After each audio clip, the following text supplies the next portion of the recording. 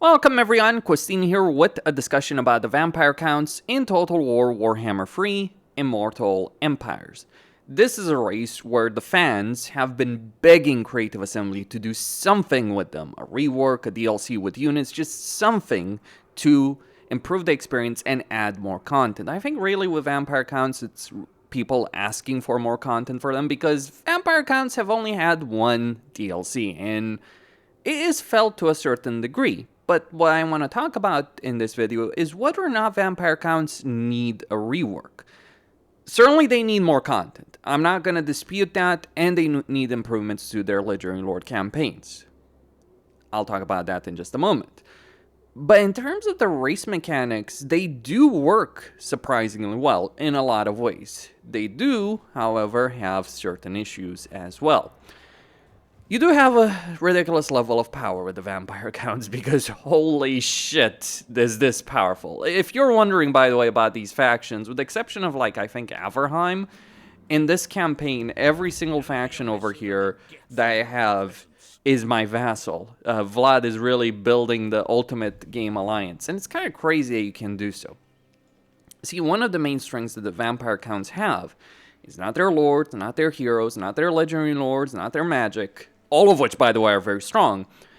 It's their ability, from a diplomatic perspective, to vassalize pretty much everyone.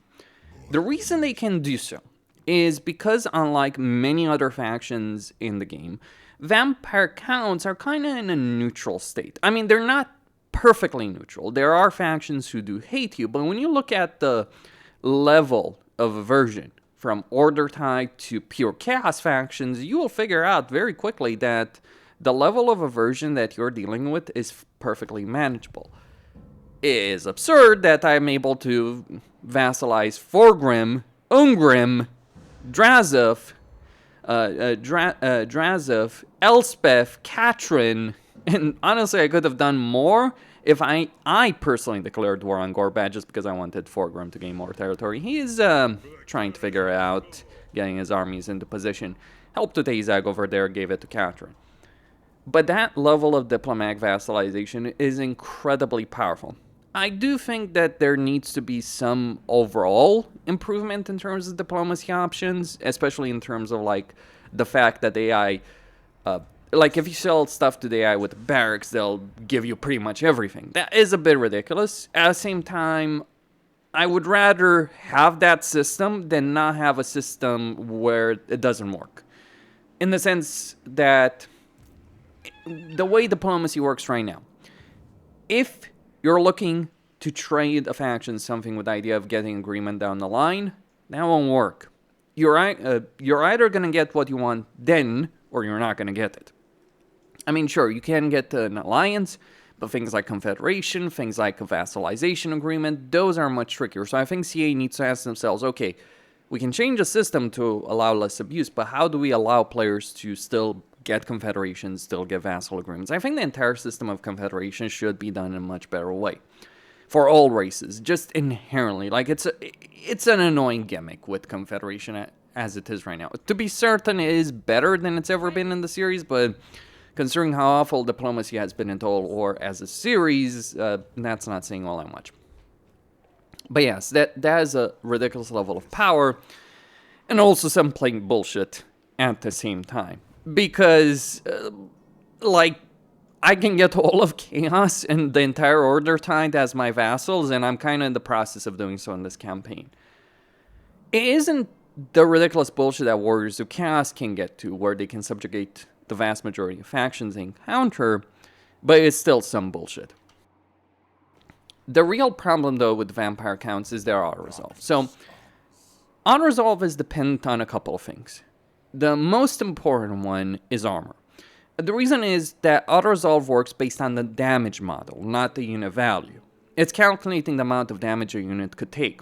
Of course, the problem is the way it's calculating that is based on the stats you see over here, in particular armor. Well, the issue that you might encounter with the Vampire Counts campaign is you have units with very, very low armor, or zero armor, but if you play a battle manually against these units, they certainly are going to be a lot trickier to deal with. So for instance, You might have a crap tier garrison doing significant damage to an army like this because it's not properly counting the heroes, which, by the way, could win against, you know, Trika. I'm just running away over here before her wrath is felt on me. But I could, you know, once I replenish, I could deal with that. Granted, I did have to deal with an army as well over there, so there was some fighting.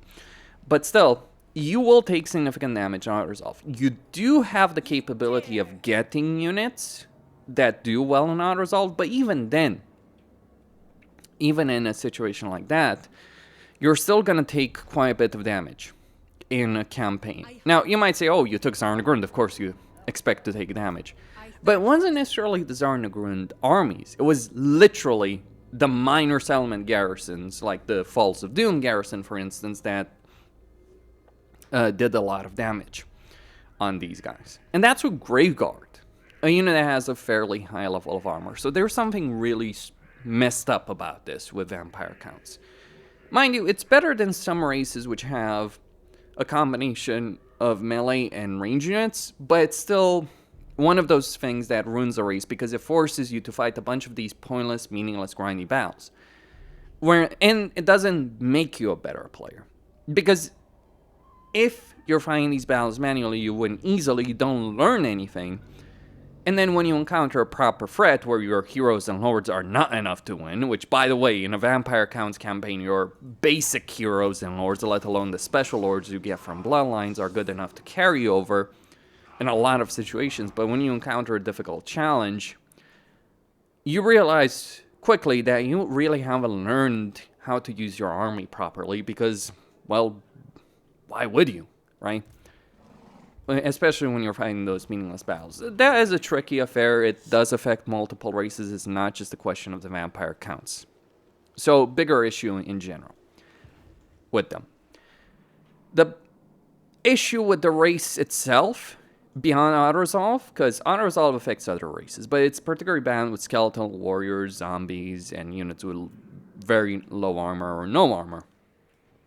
But the issue with the vampire counts is they're legendary lords. Gorst is not a great legendary lord. His count, it's not because he's bad.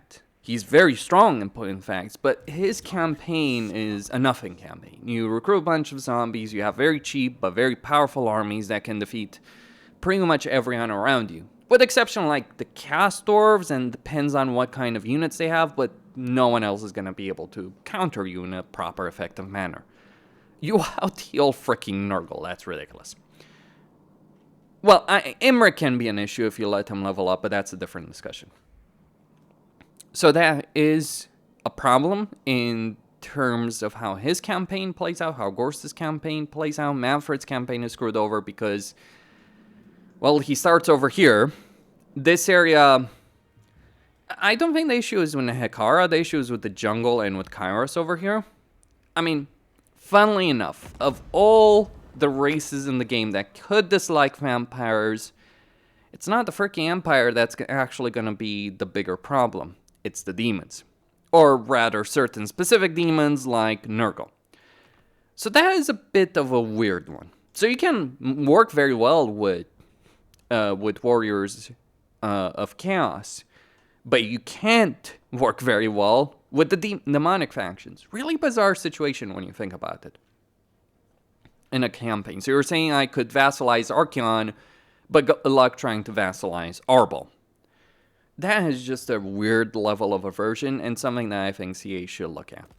But yeah, that is a problem for Manfred and the Books of Nagash system, which sucks. And also his entire campaign mechanic is turned around the Books of Nagash. Then we have Vlad and Isabella. They are the best campaign, but there's two campaigns, two legendary lords. They started in the same position. Vlad is the faction leader, regardless, like in diplomacy screen it shows as Vlad. Over here.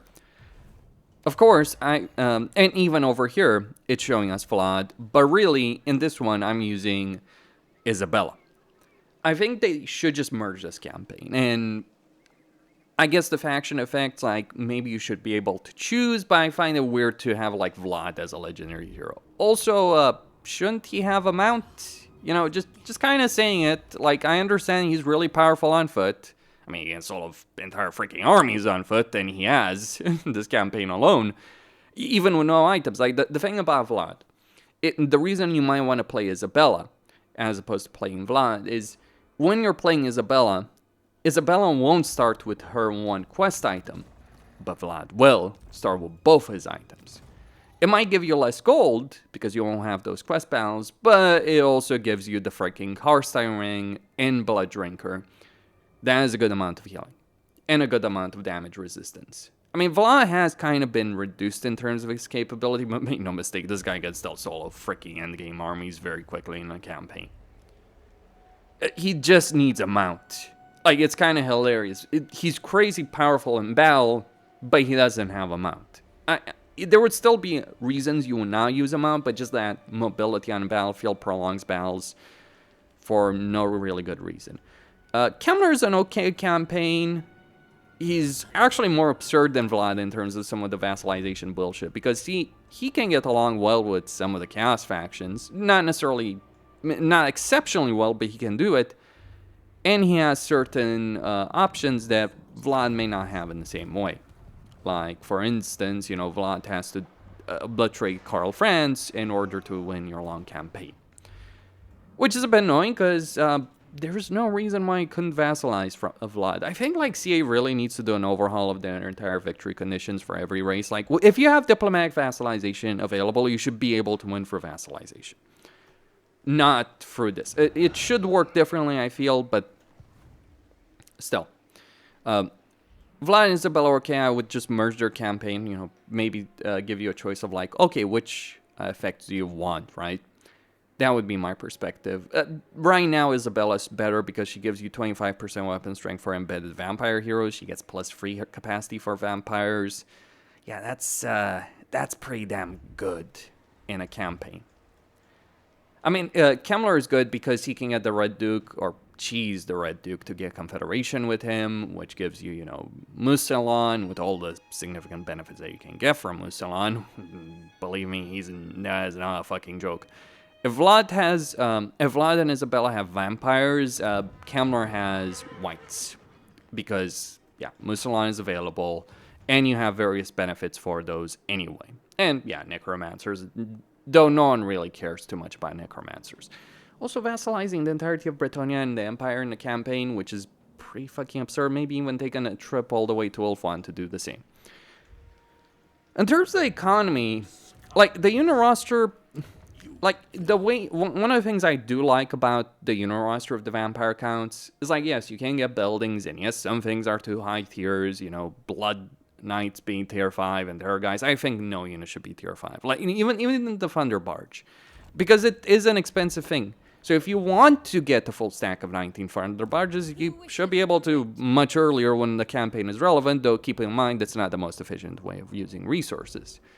I've always disliked this about Total War, like locking the cool stuff that we would actually want to use in the portion of the campaign where it actually matters behind higher tiers. You're not going to mass these units when it matters in a campaign because, again, it's the economy.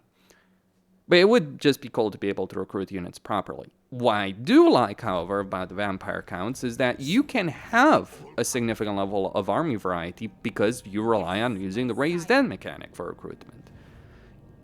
Even bothering in general recruitment buildings, I mean, there's some value to be sure in getting recruitment buildings, corpse cards, all that kind of stuff, but for the most part in a vampire counts campaign, you're probably just going to want to use as much of the raised dead as possible, and some local recruitment if you do get it, but prioritize getting your economic growth buildings, getting hero capacity, as opposed to, you know, your recruitment buildings. That would be my perspective. Some heroes do take too long to increase capacity, so you get Whites at tier 4 hero capacity, Banshees tier 4. You get plenty of Necromancers, Vampires, like at tier 4. It's not the worst thing, and you do have a pretty solid level of growth as the Vampire count, so it's not horrible, and if you're playing Kemler, Vlad, or Isabella, you actually do get a good amount of heroes, a ridiculous amount of heroes. Like, even Vlad, who doesn't have this plus 3 hero capacity, he still will have plenty of vampires in his campaign, and certainly plenty of necromancers. But yeah, I think there should be a move from some of these gimmicks, like Raise Dead, towards actual recruitment. What I dislike about Raise Dead is the randomization. You can get some really cool stuff, or you can get just swarms of zombies, skeletons, and direwolves and bats. I would like to get Blood Knights in a portion of campaign where it matters. Then we gotta talk about the Bloodlines. The Bloodlines are awesome. It gives you a really unique campaign experience. One of the reasons I can get a good amount of diplomacy done with the Empire is we have the Lamians, which increase diplomacy plus 30 with the Empire. Then Vlad himself has a special skill line with extra diplomacy with the Empire. That's great. Blood Dragons are really good at leading armies in a lot of ways. And then other benefits, you know, upkeep 10% to all armies with the Necharchs and all that. The problem with the Bloodlines, though, is unless you're abusing assassination, you're going to take a while to actually get Blood Kisses to unlock them. Because the way you get Blood Kisses is you either kill faction leaders in battle, or you vassalize factions, like you see here, or you assassinate characters. And assassination is the best one, but it's annoying to have to waste a hero that would be much better used in battle to assassinate another character, because it's not really going to matter that much in your campaign in terms of battles themselves. You're just doing it for a resource. And when you're having to assassinate someone purely just to fill up a meter in a campaign, that's a pretty crappy system. So I think like Blood Kisses should be more available, or the cost for these Bloodlines should not go from free to 12. That is my perspective on that. Right? Because it's not pushing diversity. It's not like, oh, I'm going to get Von Karstein. No, I'm not going to get Von Karstein because each of these lords is pretty powerful. You know what I'm going to fucking do? I got the two Lamians, so I got the diplomacy benefit. I don't really care about campaign line of sight over here, especially considering the vassals I have. But I do care about 100 unit experience gained per turn, and I do care about raise that pull capacity plus 2 for Blood Knights. And I care about getting Blood Dragons because Blood Dragons have great sentinels, which is a significant increase in your economy. The vampire economy, speaking about that, is actually pretty solid. The problem is, of course, that while it does generate a good amount of money, like 500 at tier 3 is pretty damn good, and you add the vassals, resources, trade, etc., it ends up being pretty sweet. You can, however, outpace your economy. See, this is why tier requirements are complete bullshit.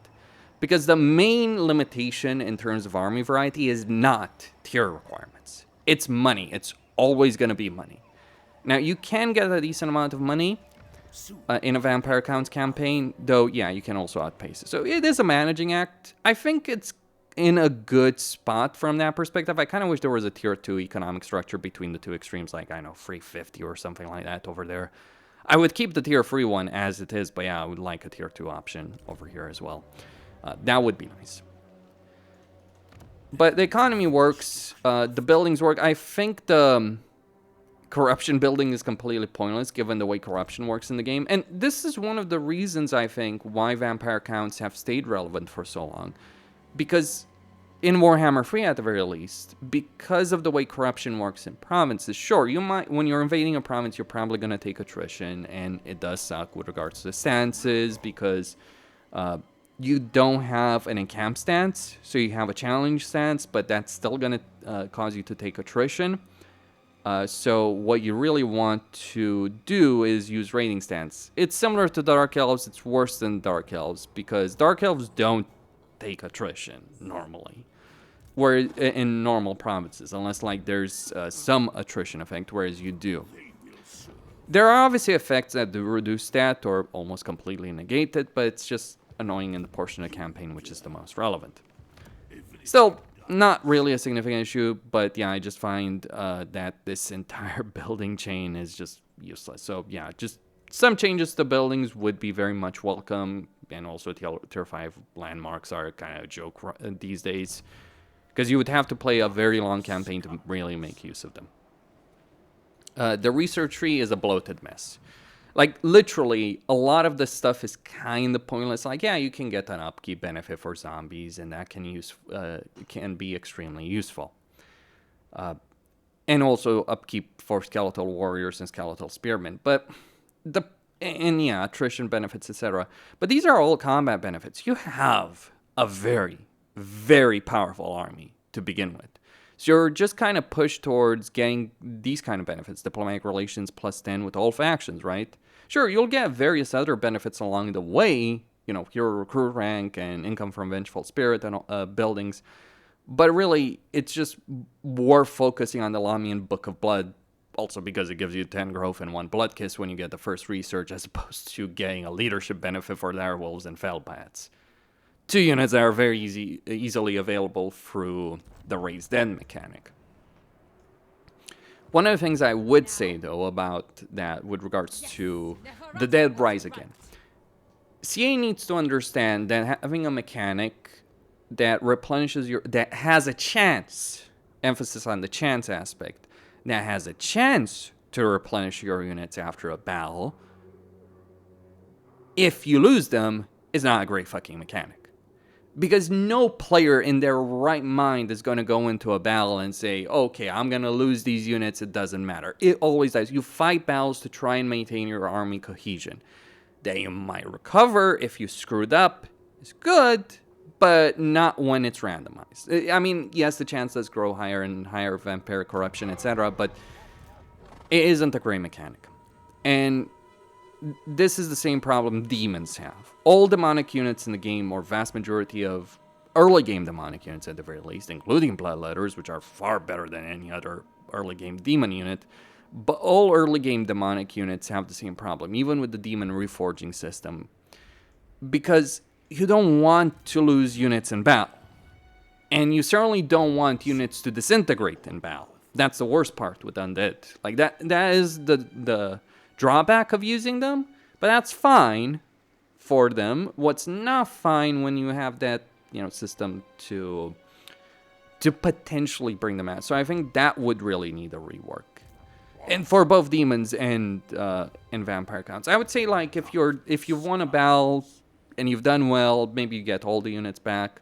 If you've lost, you gain nothing. Like, this is, by the way, where the frustration comes in, fighting the vampire counts. Because you might win a battle against the vampire counts, completely decimate their army, and then next turn, they've gone up again, because they got the Dead Rise Again, they got Raised Dead instantly. Yeah, that whole system is really annoying to deal with, and not as much of a benefit for you as a player. The reason it's not as much of a benefit actually has to do with diplomacy, beyond the casualties in battle and the way we play battles, but it actually has to do with diplomacy.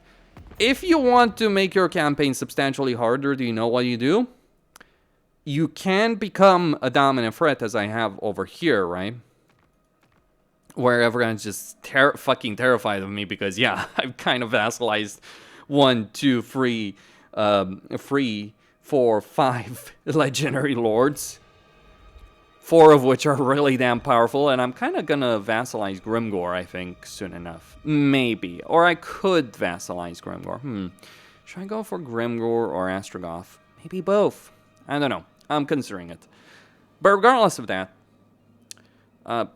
you don't want to lose. The reason you'd never want to lose units completely in battle, and the reason you want to minimize casualties in battle, is not because you can't recover from them. You can. You do have good replenishment as the vampire counts. Maybe not the best climate, maybe not the best replenishment, but you do have it. The issue, however, is that every time you lose casualties, you lose men in battle, especially if your units have gotten wiped out and, you know, they rose back from the dead, so you're just waiting for them to replenish as opposed to recruiting new ones, which, by the way, is the smarter decision in that regard. The reason that's a problem, a lot of AI decisions are made based on faction strength.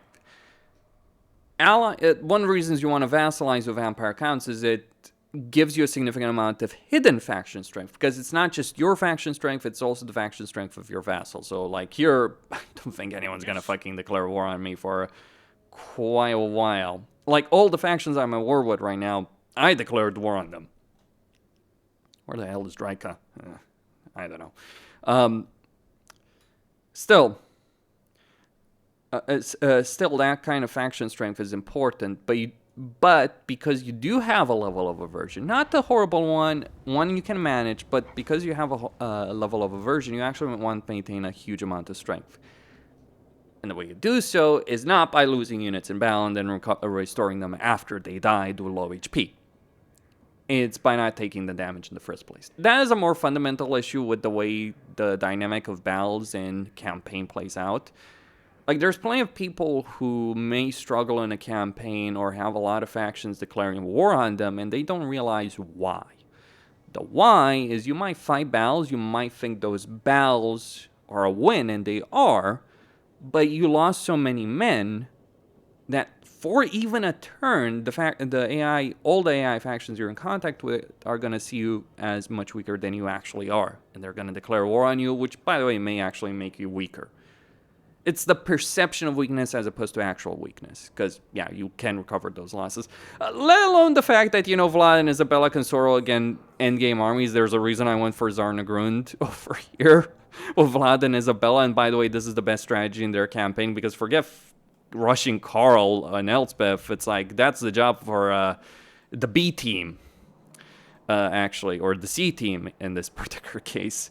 No, the A team is going all the way to Zarnagrund directly, trying to split the armies. You don't want to fight the two full stacks in the garrison of Zarnagrund directly, but you can peel them off from the settlement to have your way with them.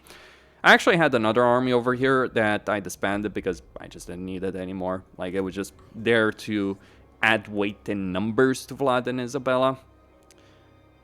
But yeah. These are the kind of perspectives. So the strengths, economy, raised that in terms of unit variety, not necessarily so great in terms of guaranteed variety. So it's randomized, which can feel frustrating at sometimes. Great in terms of diplomacy, bullshit in terms of diplomacy as well at the same time. Horrible autoresolve, but really powerful heroes. Bloated mess of a research tree, like, yeah, could use a complete rework. Actually, I'll say this as honestly as I can. I think I've always detested a research tree in every Total War game. I never thought it was a great system. Do you know when it was added? Empire. But I think it was better than Empire, because in Empire at least you could get multiple research centers, so you could, and there wasn't necessarily as much research as you have right now. It wasn't filled with bloatware. This is how the research tree has felt since Shogun 2. And yeah, Shogun 2 did add unit abilities and genuine power, etc. But again, it just felt very bloated with stuff that, because you could never get what you really, really wanted. And I think that's kind of a horrible thing in a strategy game, by the way. I think strategy games are really good when you actually have the entire arsenal and you have different scenarios where you're forced to use that arsenal in very different ways. That's my perspective. And this is certainly keenly felt to the vampire cons. Like, a lot of this stuff is just pure fucking bloatware. Like, the Lamian tree is the best tree by far. Everything is meaningless in every way that counts. It works as a race. It could use reworks for legendary lords. Some tier adjustments, maybe a couple extra buildings here and there, but yeah, the bigger issues of vampire counts are more so inherently game issues as opposed to issues with a race. They're probably more keenly felt to the vampire counts, however. Questine signing out. Don't forget to subscribe, like, and enable notifications. Stay tuned for more.